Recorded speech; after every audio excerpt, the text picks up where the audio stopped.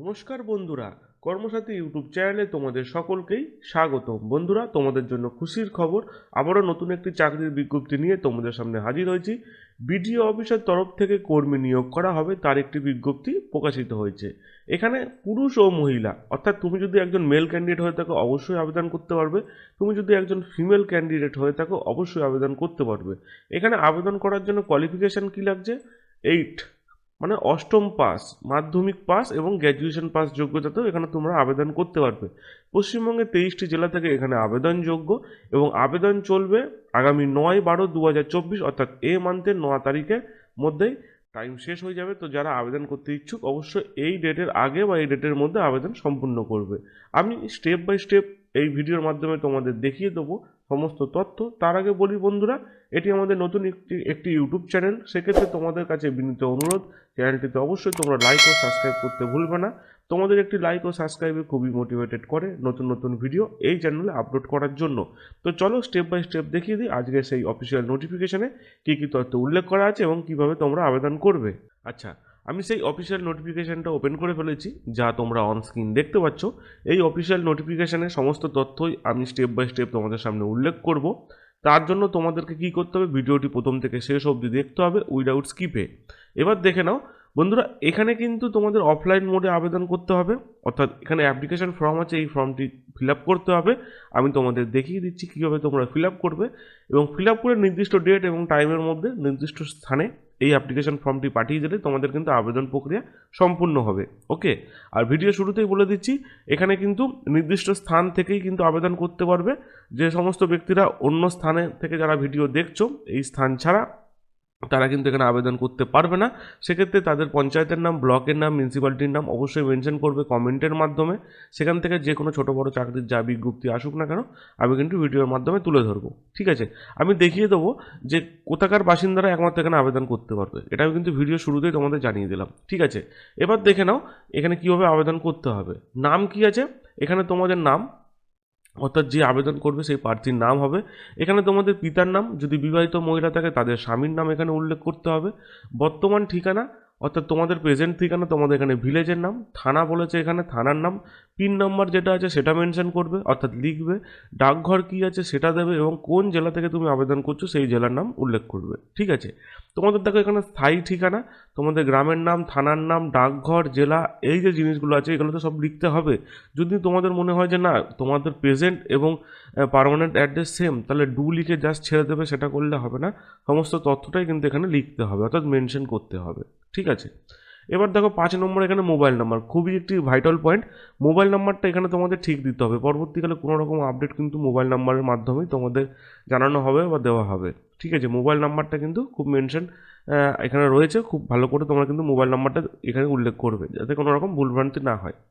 তোমাদের কোয়ালিফিকেশান, যেহেতু আমি ভিডিও শুরুতেই তোমাদের বলেছিলাম যে এখানে অষ্টম পাস, মাধ্যমিক পাস ও গ্র্যাজুয়েশন পাস যোগ্যতা তোমরা আবেদন করতে পারবে এবং কোন পদের জন্য সেটাও আমি তোমাদের দেখিয়ে দেবো।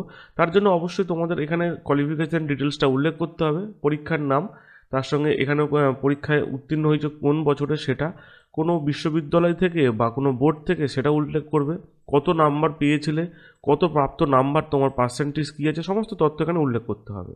ঠিক আছে, এরপরে দেখো বন্ধুরা এখানে জন্ম তারিখ, তোমার জন্ম তারিখটি কী সেটা উল্লেখ করবে। বর্তমানে 1/12/2024 অনুযায়ী তোমার বর্তমান বয়স কত সেটাও এখানে মেনশন করতে হবে। জাতীয়তা এখানে হচ্ছে ভারতীয়, সেটা উল্লেখ করতে হবে। জাতিগত পরিচয় SC ST OBC কিনা সেটা এখানে মেনশন করবে। তুমি স্ত্রী না পুরুষ, অর্থাৎ তুমি মেল ক্যান্ডিডেট না ফিমেল ক্যান্ডিডেট সেটা মেনশন করবে এবং তোমার ধর্ম কী সেটাও মেনশন করবে। ঠিক আছে, বাংলা ভাষায় লেখা আছে, খুবই সিম্পল, আশা করি বুঝতে পারবে। অসুবিধা হলে তো কমেন্ট করবে, আমি তোমাদের জানিয়ে দেবো। ঠিক আছে, এখানে তুমি কে আবেদন করছো, অর্থাৎ কুমারী না শ্রীমতী বা শ্রী, সেটা এখানে মেনশন করবে অর্থাৎ টিক দেবে। তারপরে তোমাদের এখানে নাম দেবে, অর্থাৎ যে আবেদন করবে তার নাম দেবে। ওকে, এরপরে তোমাদের এখানে তারিখ দেবে কবে আবেদন করছো এবং কোন স্থান থেকে আবেদন করছো সেটাও মেনশন করবে। ঠিক আছে, আবেদনকারীর পূর্ণ স্বাক্ষর, অর্থাৎ যে আবেদন করবে অ্যাপ্লিকেন্টের এখানে সিগনেচার থাকবে। তার সঙ্গে এখানে কি কি নথি তোমরা অ্যাটাচ করছো সেই নথিগুলো কিন্তু এখানে মেনশন করতে হবে। ঠিক আছে, অর্থাৎ মাধ্যমিকের পাস সার্টিফিকেট, যদি গ্র্যাজুয়েশন পদে আবেদন করো তাহলে গ্র্যাজুয়েশনের মার্কশিট, তারপরে হচ্ছে তোমাদের আধার কার্ড, ভোটার কার্ড, তারপর হচ্ছে এক্সট্রা কোয়ালিফিকেশান, যদি তুমি এসসি এসটি ওবিসি প্রার্থী হয়ে থাকো কিনা সেগুলো কিন্তু এখানে মেনশন করতে হবে, পরপর লিখতে হবে। ওকে, এবার দেখো যেটা আমি তোমাদের দেখালাম ভিডিওতে, যে তলায় যে মেনশন করতে হবে, তো এখানে সেটাই উল্লেখ করেছে বয়সের প্রমাণপত্র হিসাবে তোমাদের মাধ্যমিকের অ্যাডমিট কার্ড বা বার্থ সার্টিফিকেট বা স্কুলের সার্টিফিকেট যেটা আছে সেটা দিলেও তোমরা কিন্তু এখানে অ্যাপ্লিকেবল হবে। ঠিক আছে, তোমাদের কোয়ালিফিকেশান যদি তোমাদের মাধ্যমিকের মার্কশিট দিতে পারো বা মাধ্যমিকের পাস সার্টিফিকেট সেটাও দিতে পারো, তাহলেও কিন্তু শিক্ষাগত যোগ্যতার প্রমাণপত্র হিসেবে তা পরিচিত হবে। ঠিক আছে, গণ্য করা হবে। পরিচয়ের প্রমাণপত্র হিসাবে তোমাদের আধার কার্ড বা ভোটার কার্ড, তোমাদের যদি আধার কার্ড থাকে আধার কার্ড দেবে, ভোটার কার্ড থাকলে ভোটার কার্ড দেবে, যা দেবে তাই কিন্তু ডুপ্লিকেট কপি হবে আর অ্যাটেস্টেড করা, সেলফ অ্যাটেস্টেড করা। ঠিক আছে, এবার হচ্ছে তুমি যদি এসসি এসটি ওবিসি প্রার্থী হয়ে থাকো অবশ্যই সেটা মেনশন করবে এবং তার সঙ্গে তারও জেরক্স কপি অ্যাটেস্টেড করা দিতে হবে। ঠিক আছে, তুমি যদি হ্যান্ডিক্যাপ ক্যাটাগরির মধ্যে পড়ো, অর্থাৎ প্রতিবন্ধকতা হয়ে থাকো তুমি, তাহলে অবশ্যই তুমি তার সার্টিফিকেট দেবে, সেটাও অ্যাটেস্টেড করা। এবং দেখো পাসপোর্ট সাইজের 2 কপি রঙিন ছবি বিগত 6 মাসের মধ্যে তোলা। ঠিক আছে, 2 কপি রঙিন ছবি এখানে কিন্তু দিতে হবে। ঠিক আছে, আচ্ছা, এবার দেখো কেবলমাত্র সংযুক্ত নির্দিষ্ট নমুনা আবেদনপত্রে আবেদন করতে হবে, অর্থাৎ তুমি যে ডকুমেন্টসগুলো দিচ্ছ সেইগুলোর সঙ্গে যা যা বলেছে সেইগুলো অ্যাটাচ করেই আবেদন করতে হবে।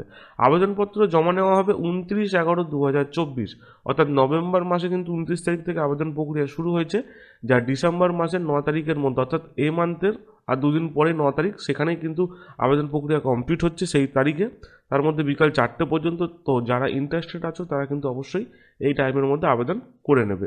ঠিক আছে, এবার দেখো বন্ধুরা, এখানে আবেদন করার জন্য প্রার্থীদের বয়স কী বলেছে, অর্থাৎ তোমরা যেখানে আবেদন করবে তাদের বয়স 21 থেকে 40 বছর। ঠিক আছে, অর্থাৎ তোমার বয়স যদি 21 থেকে 40-এর মধ্যে হয়ে থাকে 1/12/2024 অনুযায়ী, যদি তুমি দেখো তোমার বয়স 21 থেকে 40, অবশ্যই তুমি আবেদন করতে পারবে।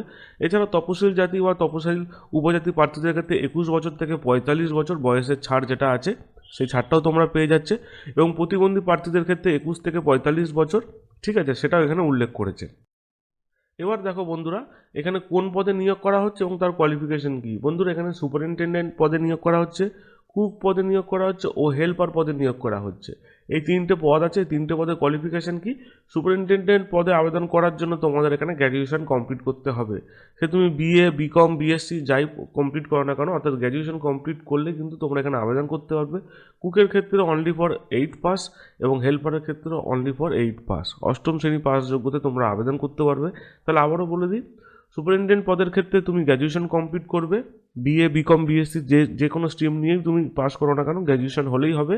এবং 8ম শ্রেণীর ক্ষেত্রে অর্থাৎ কুকের ক্ষেত্রে 8ম পাস এবং হেল্পার ক্ষেত্রে 8 পাস যোগ্যতায় তোমরা আবেদন করতে পারবে। তোমাদের বেতন কী থাকছে, সুপারিনটেন্ডেন্ট পদের ক্ষেত্রে মান্থলি 10,000 টাকা, এবং কুক পদের ক্ষেত্রে মান্থলি 7,000, এবং হেল্পারের ক্ষেত্রে মান্থলি 5,000 টাকা তোমাদের বেতন দেওয়া হবে। ওকে, কতজনকে নিয়োগ করা হচ্ছে, মোট এখানে 6 জনকে নিয়োগ করা হচ্ছে। সুপারিনটেন্ডেন্টে 1 জন, কুক পদে 1 জন এবং হেল্পার পদে 1 জন। এটা হচ্ছে ছাত্রদের জন্য হোস্টেলে, এবং ছাত্রীদের হোস্টেলের জন্য এখানে 1 জন করছে, কিন্তু এখানে কিন্তু কেবলমাত্র মহিলা প্রার্থীরা আবেদন করতে পারবে। কুকের ক্ষেত্রেও 1 জন এবং হেল্পারের ক্ষেত্রেও 1 জনকে নিয়োগ করা হচ্ছে। এটি বিজ্ঞপ্তি প্রকাশিত হয়েছে পশ্চিম মেদিনীপুর থেকে, কেশপুরের বিডিও অফিসের তরফ থেকে এই বিজ্ঞপ্তিটি প্রকাশিত হয়েছে, অর্থাৎ পশ্চিম মেদিনীপুরে কেশপুরের যে বিডিও অফিস আছে সেই বিডিও অফিসের তরফ থেকেই কিন্তু এই বিজ্ঞপ্তি প্রকাশিত হয়েছে। এখানে মেমো নাম্বার দেখতে পাচ্ছ, কবে বিজ্ঞপ্তি প্রকাশিত হয়েছে তার ডেটও কিন্তু তোমরা অনস্ক্রিন দেখতে পাচ্ছ। 6 জনকে এখানে কিন্তু নিয়োগ করা হচ্ছে একটি হোস্টেলে, সেখানে কুক, হেল্পার এবং সুপারিনটেন্ডেন্ট পদ আছে। তো মোটামুটি সমস্ত কিছু আমি তোমাদের বলে দিলাম। এখানে নিয়োগ পদ্ধতিটা একটু দেখে নাও বন্ধুরা, নিয়োগ পদ্ধতিটাও বলে দিয়েছে এখানে। কুকের ক্ষেত্রে 50 নম্বরের লিখিত পরীক্ষা হবে, যেখানে বাংলা, অঙ্ক, সাধারণ জ্ঞানের উপরে থাকবে, মাল্টি চয়েস থাকবে। ঠিক আছে, হেল্পারের ক্ষেত্রেও 50 নম্বরের লিখিত পরীক্ষা হবে, সেখানেও সেম স্ট্রিমের ওপরে তোমাদের পরীক্ষা হবে, সেম সাবজেক্টের ওপরে। এছাড়া সুপারিনটেন্ডেন্ট পদের ক্ষেত্রে মোট নম্বর থাকবে 50 পরীক্ষা হবে। ঠিক আছে, সেখানে কিন্তু মাল্টিপল চয়েস থাকবে। ঠিক আছে, তো এখানে তোমরা সমস্ত তথ্য আমি তোমাদের দেখিয়ে দিলাম, তোমরা দেখে নিলে স্টেপ বাই স্টেপ। যদি কোনো রকম বুঝতে অসুবিধা হয় আমার ভিডিওতে অবশ্যই কমেন্ট করবে, আমি তো কিন্তু তোমাদের কমেন্টের অ্যান্সার দিয়ে দেবো। ওকে, তো বন্ধুরা এই ছিল আজকের ভিডিওটি যদি ভালো লাগে অবশ্যই লাইক শেয়ার কমেন্ট করবে আর সাবস্ক্রাইব করতে কিন্তু ভুলবে না।